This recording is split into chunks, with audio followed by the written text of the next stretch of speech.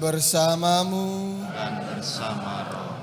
Inilah Injil suci menurut Matius. Dimuliakanlah Tuhan.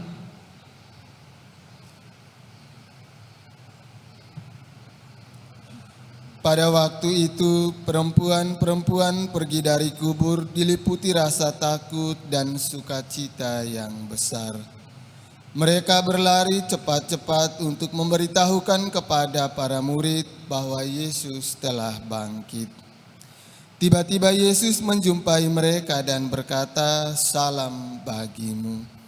Mereka mendekatinya, memeluk kakinya dan menyembahnya. Maka kata Yesus kepada mereka, "Jangan takut. Pergi dan katakanlah kepada saudara-saudaraku supaya mereka pergi ke Galilea, dan di sanalah mereka akan melihat aku."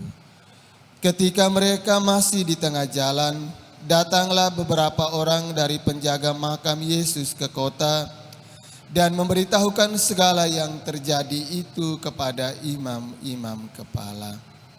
Dan sesudah berunding dengan kaum tua-tua, mereka mengambil keputusan, lalu memberikan sejumlah besar uang kepada serdadu-serdadu itu dan berkata, "Kamu harus mengatakan bahwa murid-murid Yesus datang malam-malam dan mencuri jenazahnya ketika kamu sedang tidur. Dan apabila hal ini kedengaran oleh wali negeri, kami akan berbicara dengan dia sehingga kamu tidak beroleh kesulitan apa-apa." Mereka menerima uang itu dan berbuat seperti yang dipesankan kepada mereka. Dan cerita ini tersiar di antara orang Yahudi sampai sekarang ini. Demikianlah sabda Tuhan. Terpujilah Kristus.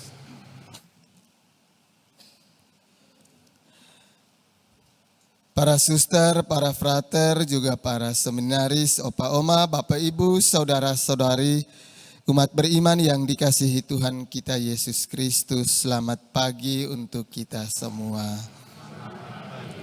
Semua sehat, puji Tuhan.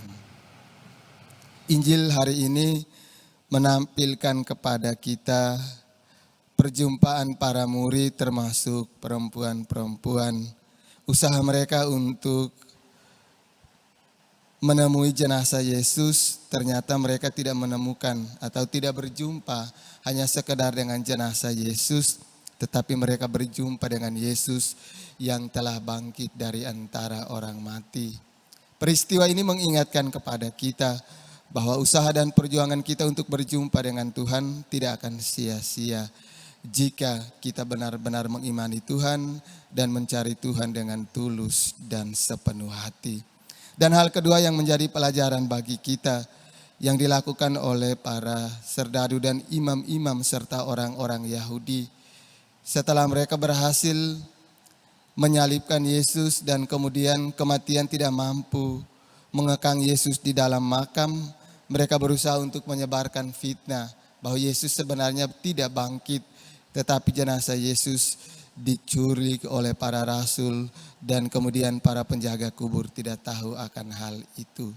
Peristiwa ini juga tersebar hingga saat ini di kalangan orang-orang Yahudi, menyebabkan mereka tidak percaya bahwa Yesus adalah anak Allah atau Yesus itu Tuhan. Maka lewat peristiwa hari ini mengingatkan dan menyadarkan kepada kita, ketika kita berjuang untuk melakukan kebenaran dan keadilan, pasti ada usaha lain yang menghalangi kita supaya kita tidak berkembang dalam perbuatan atau tindakan yang baik. Tetapi jika kita berusaha untuk melakukan kebaikan, kebenaran dan keadilan dengan tulus, Tuhan di pihak kita dan kita akan menang di saat yang tidak kita ketahui. Mari kita berjuang, semoga lewat kedua bacaan suci hari ini menjadikan kita pribadi yang berani untuk mewartakan bahwa Yesus telah bangkit dari antara orang mati dan kita yang mengimaninya akan mengalami kebangkitan jiwa dan raga di pengadilan terakhir nanti.